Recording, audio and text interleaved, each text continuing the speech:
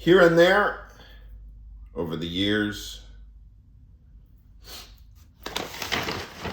you tell somebody that you are doing philosophy or thinking philosophy, reading philosophy, studying philosophy, and any number of reactions might come. And one of the more interesting ones that always stuck with me was, and it's not infrequent, is, philosophy, I don't even know what that is. Which is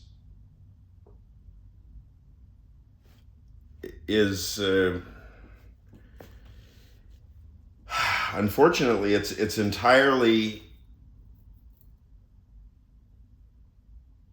expected.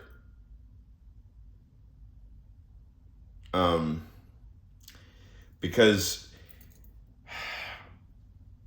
philosophy never really seems to produce satisfying answers except to philosophers. There's some kind of wiring thing, physiological wiring, such that philosophers almost treat the discovery of, or not, I shouldn't even say almost. I mean, for philosophers, you discover a new question, that's the name of the game. There's your answer, is discovering a new question.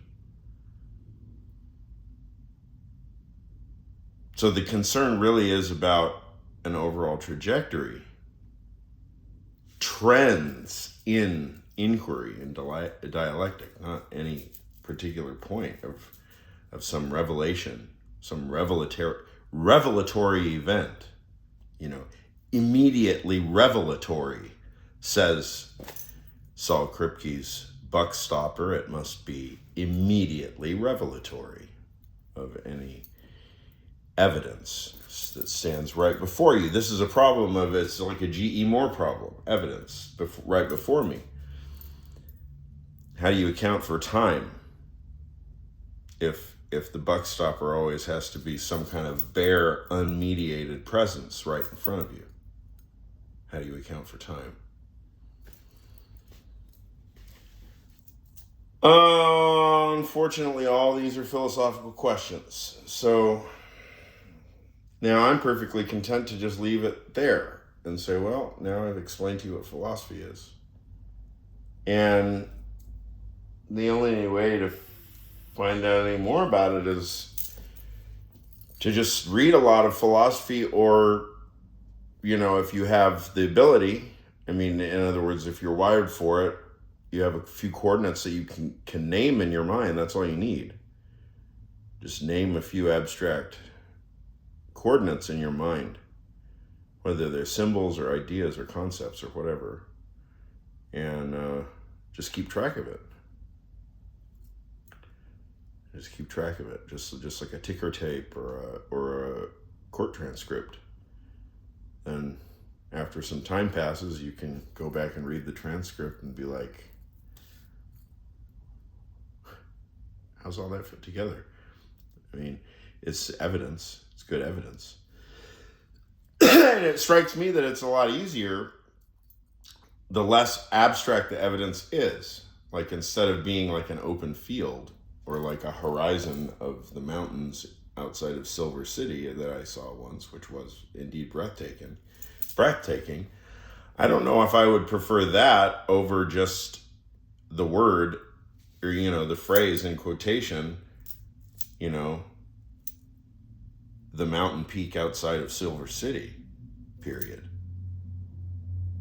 Not as a spiritual experience. I want to have a spiritual experience of that sentence, but I don't think that I can discursively analyze the spiritual experience of the horizon itself. You feel dirty. You would feel dirty being strictly, logically oriented toward that. Would seem to be some kind of a gross, perverse category mistake. But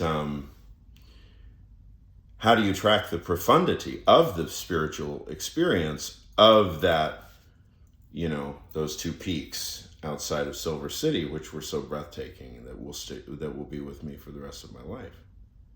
Obviously, there's some discursive way, genealogically, to trace this evidence so we can track its effects. We can mark certain timestamps in relation to people that were there. Right, just keeping track of it.